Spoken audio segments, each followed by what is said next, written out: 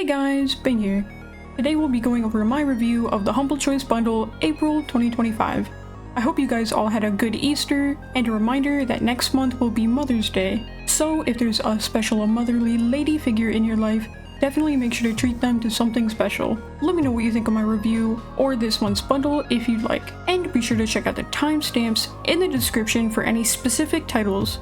If any of these games pique your interest, the link will be down below. Alright gamers, stay tuned for my final thoughts in the end, and let's get on to the video.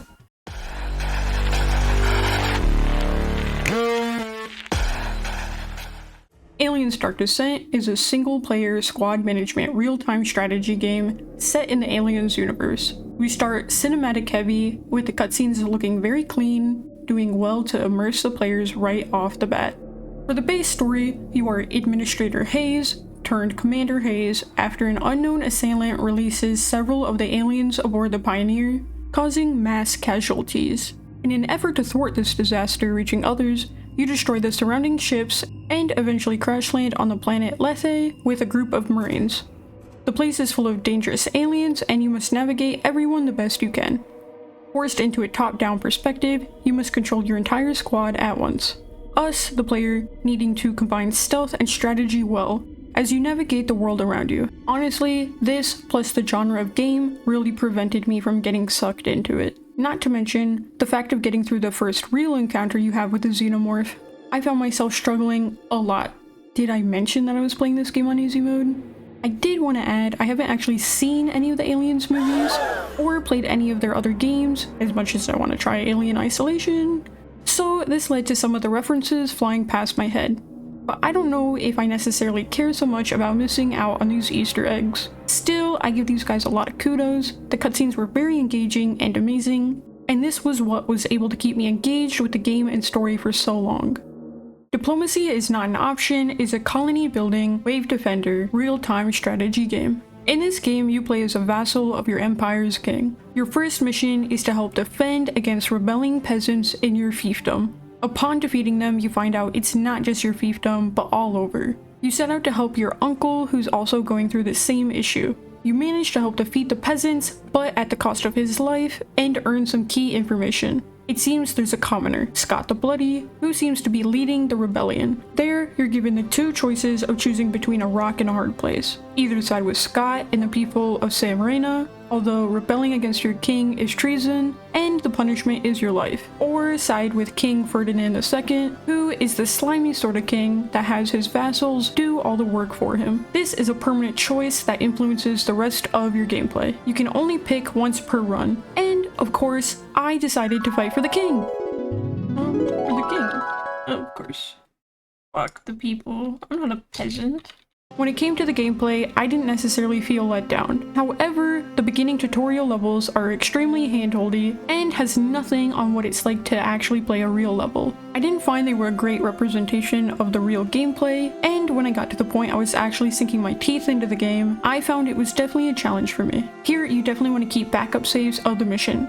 It does have autosaves, and I definitely utilized this function. At the core of it, you are gathering vital resources such as wood, stone, and food. This is just the beginning in which it helps to fund your military, civilians, and help you create starter buildings. Making sure whether your people are happy or not doesn't seem to be much of a focus. However, you do need to make sure there are certain buildings, such as the morgue-type buildings, as decaying dead bodies makes for spreading illness. Whenever my people got sick, it didn't seem too much of a problem for me, but I can imagine playing on the harder difficulties that it is probably much more brutal. Starvation can easily happen, so you need to strategize how you will gather these important resources quickly, as well as sending out your armies around the surrounding areas. Why? Because there are scattered enemies around the level that are generated, in addition to the timed horde onslaught, and if you don't defeat them quickly when it comes to the final horde, they can join the fight. I wasn't too worried about that personally, however when my civvies, such as woodcutters, went too far out into the woods, they happened to aggro nearby enemies, sending them to attack my camp. That was far more brutal than I anticipated, as it was prone to happening frequently if I wasn't very careful.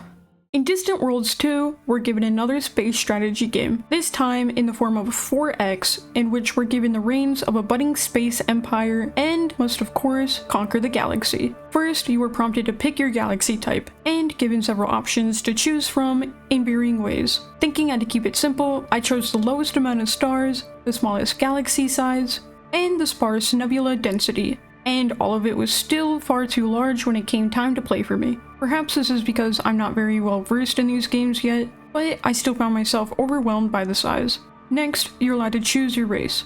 You're given a choice between 7 different options, or you can have the game choose one for you. But be warned, some of these alien races don't get along, and this does have real consequences for you when it comes time to defend, negotiate, or pay your way out of trouble. This is notable because given your race, some of these options are locked as the hostility between each other, and depending on the difficulty you've chosen can be too consequential. Getting started with the game, I made my government a monarchy called the United Existence, and I was randomly assigned the Tekan race. They have natural skills in mining, damage control, repair rate, trade income, and ship construction speed, which was a great fit for me since in the end, I decided to focus on a more peaceful run, paying off the enemy pirates to instead protect me in lack of my weaponry, befriending other nations, and in the end, specializing in diplomacy to help further these tasks. After that, I started colonizing skills to help expand my space kingdom. Inside the game, there are various tabs, which were a lot at first,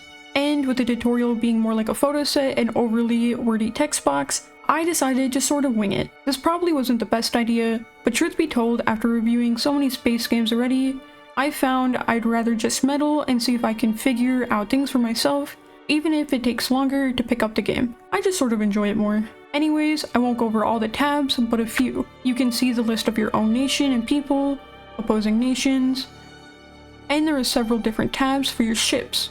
Mining, militia, explorers, and so forth are all separated. Every so often, your ambassadors recommend you things, and for the most part, I try to indulge them. This didn't seem too bad as it gained many peace treaties and other sorts of negotiations, though the game explicitly says at a few different points that the harder you choose to make the game, this won't always be the case.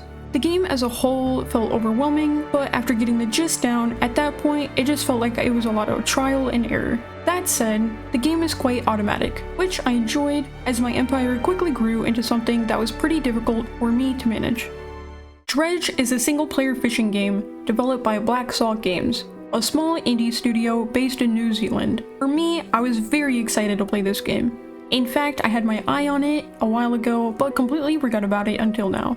We start off by becoming a washed-away-at-shore fisherman, finding ourselves in a dilapidated town inside a remote archipelago, the Marrows. The gameplay is very straightforward. Fish, sell your fish, fix, and upgrade your boat. Repeat. However, there's a sinister twist, or rather, it's more like an unnamed eldritch horror we are warned of, but nothing more. Eventually, the mysteries of the sea lure us in, leading us to explore other islands and meeting unique residents. There are quests they can give you that cause you to have to go all over the different regions just to complete some of them. When fishing, you're given a mini game of skill checks. This mini game can change in complexity depending on the item or fish, but they're all pretty much the same. There's over 100 registered fish in the base game, with mutated aberrations you can catch, as well as sometimes costing 2 or 3 times the price of the base fish. Fish, crabs, and loot all come in different sizes, causing us, the player, to manage our inventories carefully amongst each other, as well as the gear of your ship.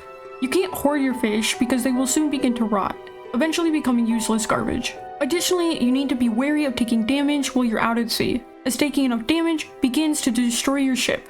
This can take out a random slot on the ship, having adverse effects such as losing your cargo, disabling fishing rods, engines, light, and so forth. Time doesn't move unless you're fishing, dredging, moving, or sleeping. This ties in our first twist of the game, paranoia. You can become crazy in a multitude of ways, and this only seems to progress the further you get involved in the game. At first, this can be hard to deal with, but being put to the test, this forces us to get better at the mini-games, manage our time better, and be careful to maintain the sanity level. If you don't, you'll experience a variety of strange phenomena depending on the region you're in. Pink glitters will float around, and if you come too close, they increase your sanity drastically. Seeing and hearing strange things in the far distance, if you stay long enough, They come alive in the form of a monster. Racks can even form where you swore they weren't before. Maybe it's all in our head, but the damage to our boat is definitely real. I really enjoyed this aspect because it greatly allowed us, the player, to interact with this on our own terms for the most part. You have plenty of things to do in the game, and even more with the additional DLC they have if you so choose. Usually I wouldn't mention this directly, however in this month's bundle as the April 2025 extra, we're given 30% off coupons to purchase these, which I absolutely will be taking advantage of as this is higher than any of the DLC's historical low sales. Nomad Survival is a time-based, auto-attacking horde battler. I've also seen it described as a Vampire Survivors-like game, however I've never actually heard of the term before this, so I'm not sure how accurate that is. In this game, you're given a time limit at the top of your screen and need to defeat a series of challenges that run off a timer before you can complete the level. When I first got into the game, I found myself walking around in circles, dying painfully slow and utterly confused. I didn't find it fun and thought it would be a drag, partly because I didn't realize what I was getting myself into. And I'm happy to say I did have to give this game a second chance before I began to enjoy it. In the settings, you can actually speed up the time progression in the game at no negative cost, and for me this helped save the game truly. No longer was it a boring slog, but I could find myself going in and out of the game, learning more with each death. After that, it wasn't hard to pick up at all. Monsters you slay will drop EXP, the different colored rectangles giving you a different amount based on their sizes and colors. The different colored rectangles giving you a different amount based on their sizes/colors. There are pots around the map that, if broken, drop parts as well that refill your health bar. Every time you level up in game, you're given a choice between 4 skills or the option to reroll and get a new random 4 selections. My initial method was not exactly a sound method, and more like I thought it was absolutely hilarious that I could have like 5 different visual attacks on screen. Later, I realized you can actually unlock every single passive and non-passive skill in a run, combined with some in-game level modifiers to make it harder, and my screen could be the poster child for a seizure warning. There are 3 in-game currencies: souls, earned by playing with the harder level modifiers, gemstones, given by slaying bosses, and gold, received by just playing and earning along the way. I've noticed some mobs you slay drop coins, although I'm not 100% sure if that's the only way you can earn money. I know some people don't like the multiple currencies, but I personally did. I thought having different ways to earn them adds more to the gameplay as well. Using these currencies, you can purchase different skills that transfer over into the game, such as your max HP or your defense stat. In addition to that, the character you play as actually gives you different skills in the form of their weapons. For the cultist, a random enemy is cursed, exploding and dying instantly, while the rat folk archer auto fires an hour at your cursor location every so often. Each of these races have unique weapon skills, and the more you play, you can unlock sub-races for a harder challenge of their own. I really enjoyed this game, and there's probably way more about the game that I could say that I'm missing, but I think you've got the gist of it. As far as Nomad Survival goes, I definitely found it enjoyable, but after a few rounds, the repetitive nature of the game begins to set in and the novelty wears off.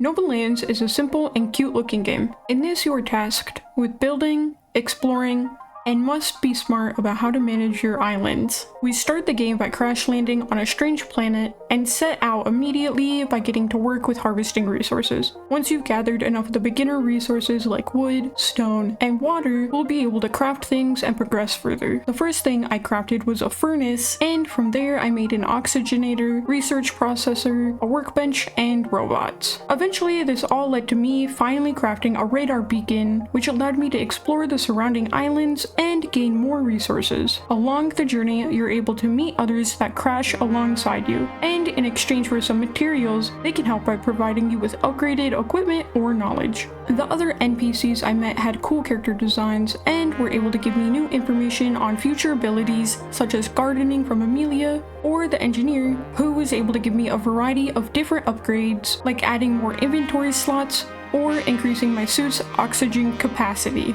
There was also the armory run by Armando, but I hadn't played around with him as much past the initial first upgrade. Just a reminder, this game does have an entire function set for automation. Now, I haven't gotten into nearly as much crazy stuff as I've seen other people get into, however, I was able to start some of this by utilizing the robots. They were able to greatly help my initial struggle and future advances by collecting the starting materials quickly and more efficiently than I was able to. This was a great help as when I did eventually unlock some other islands, While they continued to collect those resources, I was able to utilize my time by exploring other islands and collect rare resources. The game does also feature some minimal combat, minimal because there are enemies, but also because according to their Steam page, you are able to play a pacifist route and be a kind traveler. Even when it comes to the boss monsters, it seems like the game vaguely tells us how to circumvent this by potentially trading with them or giving them an offering to work around this. I haven't done this myself in a few initial hours, as it seems like these are far later into the game than I've been able to get past, but this is extremely intriguing to me and sounds very interesting. I felt like the one thing lacking in this game is the absence of a real guide. Trying to find how to obtain some resources or materials was challenging. And although this game isn't on a beta, alpha, or early access, it does seem like it's in an earlier state as I played this in version 1.1.18, and to me this implies the existence of future updates.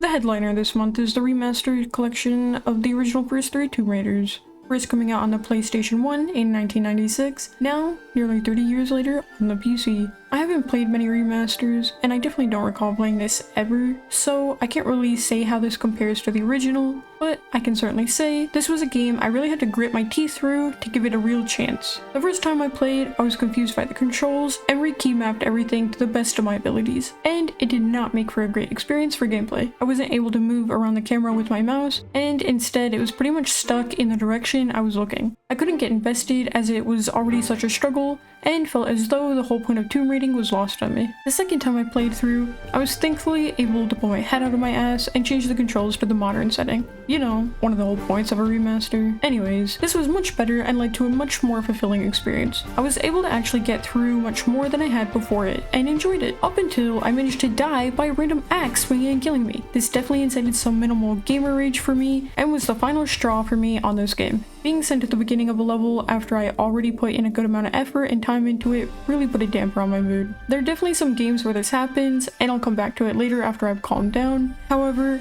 I really am lacking in appeal in this game. From my first and second chance, the timing fell off for things, and the combat was painfully simple. Running around, shooting at whatever enemy was attacking you, putting in absolutely zero effort into the game as everything is pretty automatic. Even finding the artifacts was quite a stale feeling. For the look of it, I don't think it's horrible. It was made in the late 90s, I don't expect it to look like a triple game by any means. They've definitely done some work on it as well. The cutscenes even seem to be touched, however, they still do a little botched. In their defense, if they wanted to fix it, they probably would have had to redone the whole thing, which probably isn't all that worth it. I didn't really enjoy my time playing this game, and I won't be coming back to it anytime soon. Or ever, honestly. 1000X Resist is an intriguing blend of sci-fi adventure and what feels like a coming-of-age story. It's published by Fellow Traveler and developed by Sunset Visitor, an independent studio based in Vancouver, Canada. They're a group of Asian Canadians that bring their backgrounds in things like theater and visual arts, and use their experiences and history to create diverse stories such as this one. Its story takes place 1,000 years into the future, in an unspecified time. Humanity has been destroyed by a foreign alien disease spread around the world by large extraterrestrials, known as the occupants. Although these aliens may or may not have meant to harm us, it's clear their intentions don't matter, as their arrival brought humanity to their demise in only a matter of months regardless. This global pandemic is left with only one survivor, a teenage girl named Iris, who is seemingly immune. In the current day, the only humans that are alive are the Allmother and her progeny of clones. Allmother was a normal girl once. She was Iris in the past, back when all of this started, but now society has been reborn, hiding underground in her image. Everyone is her clone. Unlike her, there are several differences. The rest of them are not immune and must wear masks all the time to avoid breathing in the diseased air. In addition to that, each clone was trained to fulfill a special role in the Allmother's war against the occupants. The highest ranking clones, or sisters, are dubbed according to their assigned functions: healer, fixer, principal, watcher, and so forth. We are playing as Watcher and are sent out on our first mission to carry out her new role. Our role is special, with the unique purpose to witness and gain information from the Allmother's memories and past life, such as when she was once Iris. This is the introduction of the gameplay, where we, as Watcher, flip between pivotal moments through the memories of Allmother's life. Our gameplay serves as running between the different timelines. The first two are the arrival days of the occupants and her life when she was in high school. There we jump back and forth, learning about the All-Mother, and we relive her memories. Here we find out a devastating secret, and that maybe the All-Mother isn't the godlike being that everyone reveres her as. This secret forms cracks in the foundation that her and the rest of the world's very foundation are built upon. What she chooses to do now has the power to either shape or destroy what's left of the world. We must decide what to believe, who to trust, and whether any of this is worth killing or dying over. Although this game does not appear traditional on paper, it's a great mix of visual novel meets walking simulator. You play in the third person and spend a majority of your time walking around, exploring the world around you, and engaging with various NPCs. We are frequently shown many cutscenes throughout the game to enhance the storytelling, which really shows how well Sunset Visitor were able to display their own style. The gameplay itself is pretty light. You spend your time choosing various dialogue responses, having to time travel through the All-Mother's past to access different areas and characters, and occasionally have to jump between different shapes when you're in more dramatic and important flashbacks. I found running around the various locations to talk to every NPC fun and engaging. All of them felt not necessarily important to the main storyline, but important to helping develop and round out the story as a whole, as you can even see several NPCs change themselves as the game progresses from your choices and actions. This was a story-rich game, having over 15,000 lines of fully voiced dialogue. They brought their personal history as Asian Canadians and added this into the story, which helped it feel more immersive. They had two composers create an incredible soundtrack that was able to fuel the contrast between the different timelines and strengthen the themes they were trying to convey at any given moment. This game was able to tackle some very heavy themes such as xenophobia, family relationships, politics, and way more. As I first started this game, I wasn't looking forward to it. But when it came to the end of my session, I had found myself fully invested and wanting to know more. I'm not sure if the game will seem very appealing to most of you, like I know had originally failed to do so for myself, but this game is something I was extremely glad I gave a chance on at the end of it, and encourage you to do the same. Before jumping into my final thoughts on this month, please consider giving this video a like if you enjoyed it. This really helps me out with the algorithm. I put at least an hour into each game, some more into others due to tutorial links, or trying to get a proper feel for the game. I base my reviews on a few different things, and only those things. My time of hands-on gameplay, if I enjoyed my time playing the game, and I try to decide the final placement whether I think it's a good game or not, despite my personal feelings. Although, obviously this is my review, it's going to be a little biased no matter what. For this bundle, we are left in the absence of any EA keys, which is really nice, and I'm sure many of you guys will be really happy with that. I think this bundle having a mix of franchises will serve it well, as I'm sure people will really enjoy receiving the Aliens game and the remastered Tomb Raider series. In addition to that, I know Dredge is a relatively popular indie game, and I'm sure people will be eyeing that up. I know I was. I thought there were some surprise hits in here, which I definitely didn't expect, and I'm very pleasantly surprised. So far, I think I've definitely gotten my money's worth out of this bundle, and have to say overall, I'm really happy with this month. Starting off with my must-plays of the month, I'm picking Dredge and 1000x Resist. Dredge had me extremely captivated from the get-go, and I could not put it down no matter what. I had so much fun playing it, and I genuinely can't wait to play more of this in the future. It's a unique blend of horror and cozy game, which I've fallen absolutely in love with. In fact, at the time of me writing this, I already have over 15 hours and a third of the achievements. You can make the pace of the game what you want, of course. However, I'm personally taking my time enjoying every aspect there is to this game. 1000x Resist is a narrative masterpiece that was able to completely 180 my initial opinion on it in a matter of minutes. The mix between past and future was well done and brought a compelling and mysterious story to life as well, that I can't recommend it enough. In my should play recommendations, I put Novalands and Nomad Survival. Novalands and Nomad Survival were both pleasant surprises. Neither of these are my usual genres of games. In fact, I'd probably normally go out of my way to avoid them. However, I have to give credit where credit is due. For Novalands, it felt like a baby version of Satisfactory and was able to keep me pretty engaged. The plot is pretty solid from the start, and the mix of art styles I thought was well done. Out of anything like this that I've played before, I thought this one was definitely one of the better ones. Nomad Survival was a pretty good experience for me overall, admittedly. It was my first time trying something like this, and I had a lot of fun once I got into the swing of things. It's definitely not a game I dislike, and I could see myself playing it again. However, the con for me on this game is that it doesn't feel like it has any real longevity. There are too many choices to make a meaningful build right off the bat, and will lead to a slow and painstaking process until you're able to properly build up some abilities outside of the levels. I enjoyed this game, and I'm glad I played it, but I can't see myself playing it all that much overall, and it definitely won't enter my rotating roster of games.